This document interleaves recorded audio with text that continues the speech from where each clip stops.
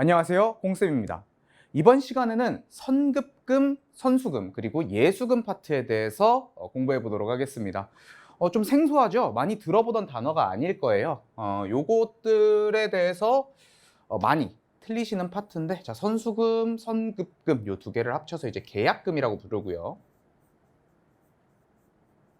이 친구는 여러분들 급여를 지급할 때 따로 떼놓는 이제 소득세 같은 것들을 의미하는데,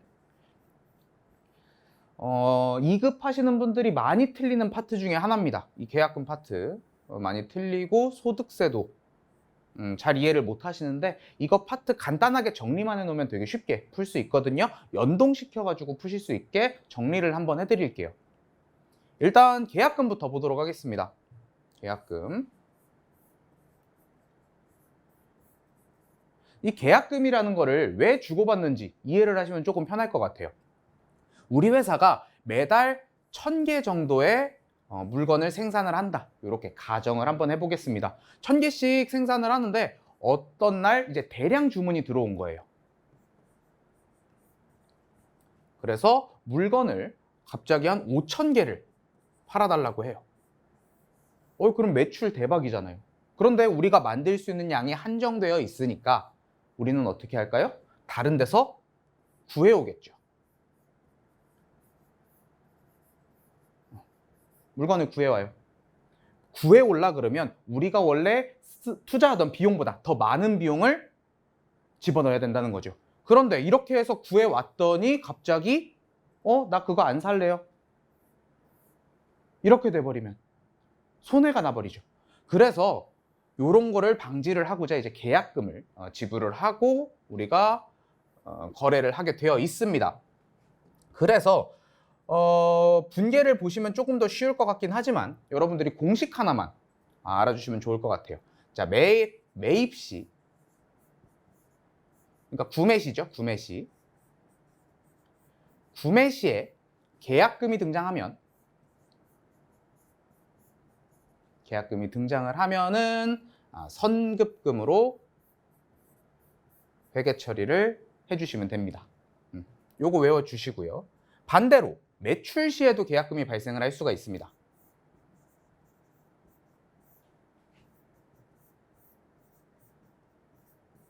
이럴 때는 선수금이라고 회계 처리를 해주시면 됩니다. 왜 선급금으로 처리를 하고 왜 선수금으로 처리를 하는지 이거는 분계를 보면서 제가 설명을 조금 해드리도록 하겠습니다. 이런 분계가 있습니다. 자, 우리가 매입하기로 계약하고 라고 나와 있습니다. 매입시. 자, 매입시 계약금이라고 나왔으니까 이 친구는 선급금입니다. 선급금. 자, 그런데 여기서 이제 첫 번째로 많이 하는 실수가 지금 상품이 나왔잖아요. 그럼 우리는 이 상품 70만 원에 눈이 들어가요. 그렇기 때문에 여기다가 구매 시에 뭐 상품 70만 원 이런 식으로 쓰시는데, 네, 이렇게 쓰시면 안 됩니다. 이거는 지금 계약만 했어요. 계약만 했기 때문에 구매를 아직 하지 않았어요. 구매는 위에서 계약한 상품을 인수하고 여기서 구매를 하는 거죠. 그러면은 우리가 계약 시에는 분계를 하지 않지만 어떤 게 나왔을 때 분계를 한다 그랬어요? 계약금이 나왔을 때. 네, 계약금이 나왔을 때만 분계를 한다라고 했습니다. 그러니까 이 70만 원은 함정입니다. 70만 원 쓰시면 안 되고요. 70만 원의 10%라고 합니다. 70만 원의 10%니까 7만 원을 우리가 먼저 준 거예요. 우리가 매입하기로 하고 우리가 물건 구매 안 하면 안 되잖아요. 그래서 계약금으로 먼저 지급을 한 겁니다. 선급금으로요. 네, 이렇게 지급을 했다. 깔끔하게 보도록 하겠습니다. 자, 선급금. 자, 이런 식으로 지급을 합니다. 그러면은 우리가 지금 70만 원짜리를 구매를 하기로 했어요. 그 중에서 7만 원을 미리 줬습니다. 그러면 저는 추가적으로 얼마만 지급을 하면 돼요? 63만 원만 지급을 하면 되겠죠. 자, 여기서 이제 두 번째 실수가 발생을 합니다. 자, 여기서 지금 7만 원을 미리 줬다고 해서 여러분들이 위에서 계약한 상품을 인수하고 여기 요 계약한 상품을 인수했다라고 가정을 했을 때 이렇게 씁니다. 상품을 63만 원만 구입을 했다고 써요. 이게 아니죠. 우리가 구입한 상품은 70만 원어치입니다. 그렇기 때문에 상품이 얼마가 나와야 돼요? 70만 원이 그대로 등장을 해야 돼요. 하지만 우리가 갚아야 할 돈은 예전에 7만 원을 줬기 때문에 추가적으로 63만 원만 지급을 하면 된다. 이렇게 표현을 하는 거예요. 나머지 7만 원은 예전에 줬기 때문에 더 이상 지급을 하지 않아도 된다. 이렇게 표시를 하는 겁니다. 그래서 선급금을 준 거는 선급금 준 대로 없애주는 거고요. 전체적으로 구매를 한 거는 그대로 입력을 해주셔야 됩니다. 이거를 이해 못해가지고 굉장히 많이 틀려요. 하나만 더 해볼까요? 이번에는 매출시입니다. 매출시 계약금이라고 나오면 선수금이라고 나오죠. 자, 선급금은 이제 줄급자를 써서 제가 먼저 준 돈입니다. 반대로 선수금은 내가 먼저 받은 돈입니다. 받은 돈. 그래서 지금도 150만 원 매출을 한 게 아니고 계약금만 받았기 때문에 계약금을 써 주셔야 되고요. 자기압수표는 대표적인 현금이라고 말씀을 드렸죠. 그래서 현금이 증가를 하고요. 그리고 선수금이 발생을 합니다. 그럼 계약을 이행을 해야 돼요. 그래서 위에서 계약한 상품 150만 원어치를 지금 판매를 한다라고 나와 있고요. 지금 내가 150만 원을 다 받고 싶은데 저는 이걸 다 받을 수가 없어요. 왜일까요? 선수금으로 미리 받아놨잖아요. 그러면 내가 추가적으로 받을 수 있는 건 얼마만 받을 수 있을까요? 120만 원만 받을 수 있겠죠. 그래서 매출을 한 거는 동일하게 나옵니다. 매출은 150만 원을 했어요. 하지만 예전에 30만 원을 받아놨기 때문에 이거를 제외하고 나머지만 받을 수 있구나. 이렇게 확인을 하실 수 있습니다. 이게 계약금에 대한 주 내용이 되겠습니다. 자, 그래서 우리가 아까 말씀드린 대로 공식적으로만 좀 기억을 해주시면 돼요. 여러분들이 이게 선수금인지 선급금인지가 굉장히 헷갈려 하시니까 자, 매출시 계약금은 선수금이라고 하고요. 그리고 매입시 계약금은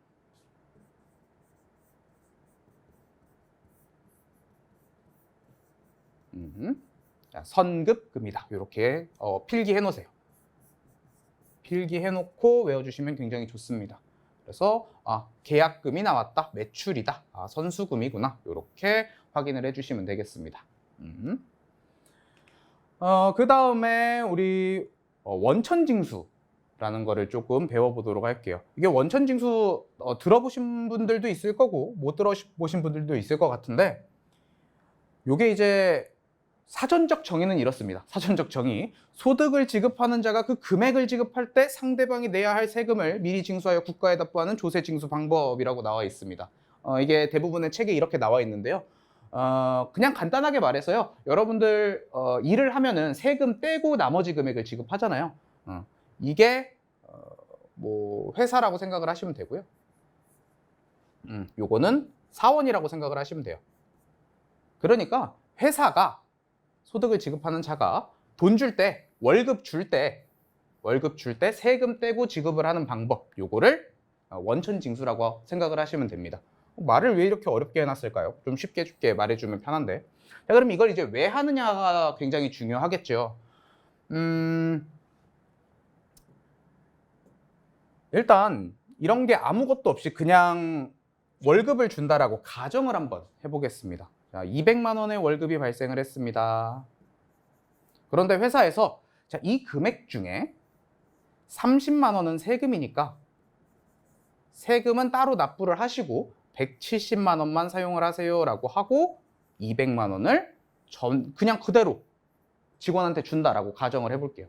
그러면 세금을 납부할 확률이 얼마나 될까요? 물론 납부는 해야 됩니다. 이거 안 내면 탈세잖아요. 탈세니까 납부는 해야 하는데 자, 생각을 해볼게요. 자, 월급날은 10일입니다. 오늘은 5일이에요. 저는 아직 세금을 내지 않았고요. 통장 잔고는 32만 원만 남아 있습니다. 자, 그럼 가정을 한번 해볼게요. 나는 성실한 납부 시민이니까 일단 30만 원 내고 남은 2만 원으로 5일을 버텨볼까요? 교통비랑 밥값 같은 것도 뭐 이 나머지 2만 원에다 처리를 해야 되니까. 자, 이렇게 할까요? 아니면 일단 쓰고 볼까요? 일단 먹고 살아야 되잖아요. 쓰고 보겠죠. 일단 납세 확률이 굉장히 줄어듭니다. 그리고 개개인을 하나씩 통제를 하는 것보다 회사에서 한꺼번에 걷어가지고 납부를 하는 게 통제하기도 굉장히 이제 편하고요. 그렇기 때문에 세금, 여러분들이 회사에서 금액을 지급할 때는 세금을 떼어놓고 지급을 합니다. 그런 거를 원천징수라고 하고요. 회계 용어로는 예수금이라고 합니다. 예수금이라고 하고, 자, 우리가 여기서 이제 집중을 하셔야 되는 거는 우리는 직원 입장에서 지금 분계를 하는 게 아니에요. 우리는 회사 입장에서 분계를 하는 겁니다. 그래서 여러분들이 이제 급여라고만 나오면은 다른 거는 솔직히 그 본인의 감정이입이 잘 안 돼요. 근데 이거는 내가 받는 월급이잖아요. 그래서 이건 다 본인이라고 가정을 해요. 본인이 받는다고 가정을 하는데 이게 아닙니다. 본인이 아니고 우리는 회사 입장에서 분계를 한다.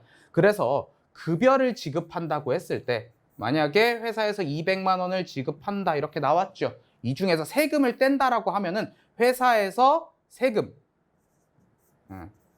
세금을 떼어 놓고 나머지만 뭐 보통 예금으로 지급한다. 네, 이렇게 가정을 하시는 겁니다.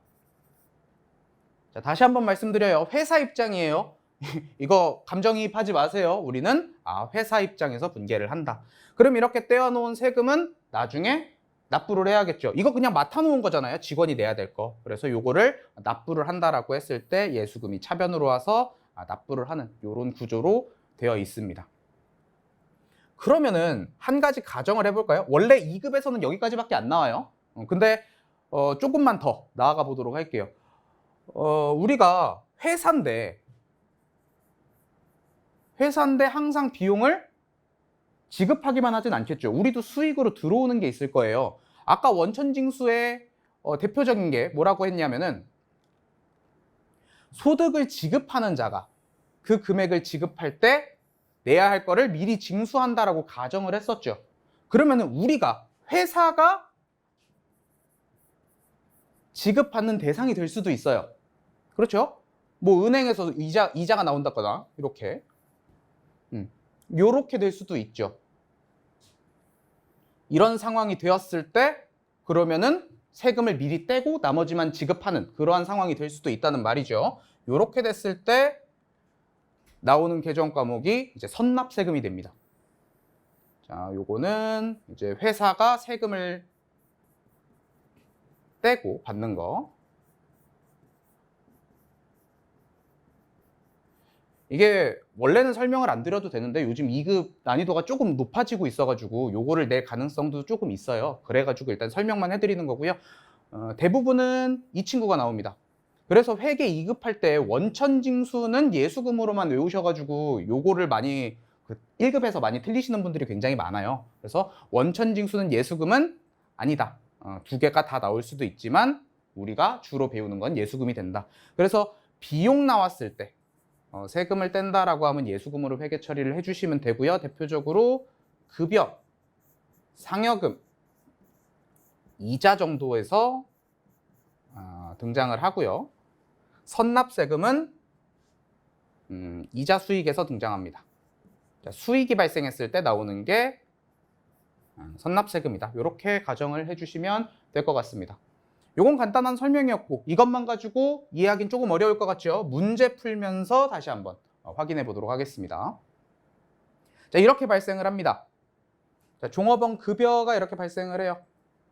다시 한번 말합니다. 우리의 입장은 회사 입장입니다.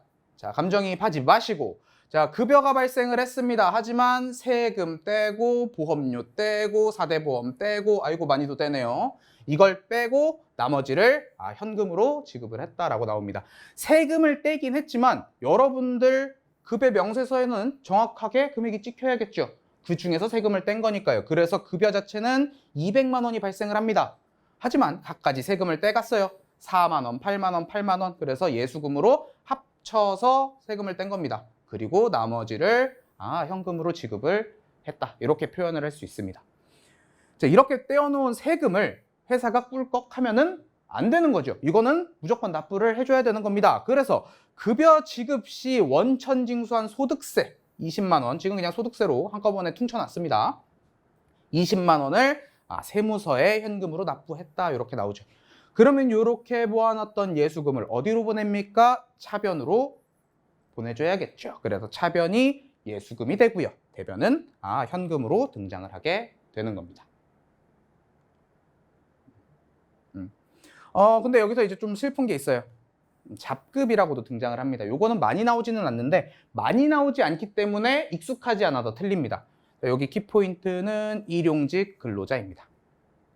지금 앞에서 했던 거는 이제 상용직, 그러니까 우리 회사 그냥 직원이라고 생각을 하시면 되고요. 일용직 근로자 이런 말이 나왔을 때는 개정 과목이 급여가 아니고 잡급으로 회계 처리를 합니다. 요건 알아두세요. 일용직이라고 나오면 잡급이다.